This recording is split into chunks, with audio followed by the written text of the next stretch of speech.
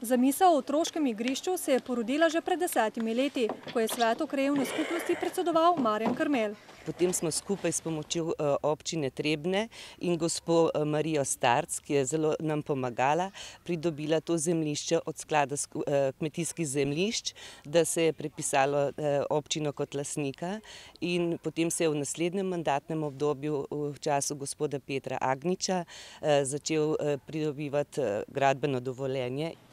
Igrišče, ki so ga uredili v gozdu, so dokončali v tem mandatu. Nekaj posebnega pa je tudi zato, ker so igrala narejena iz lesa. Tukaj imamo 80 igral.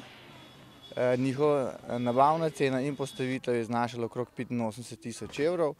Igrala so pa za 3 sklope, najmlajše, malo starejše in tudi odrasle. Samo tam, da se ona pač naigrala, pa se tam dol najraje poigram.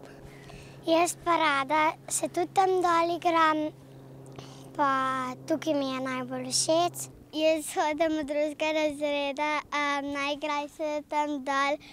Igrišče je sicer odprto ves čas, z bližnjim sosedom pa so dogovorjeni, da skrbi za red in čistočo. Imamo že prve stanovalce tukaj, to so veverice, in tem pozivam vse otroke, ki pridejo sem, če jim doma ostane kakšen lešnik ali oreh, da jih hranimo, da bojo tudi tukaj ostale. Letos sicer mineva 20 let, odkar je Trebnje postalo mesto. Odprtje Jurčkovega gozda pa sodi v sklop dogodkov ob tem jubileju.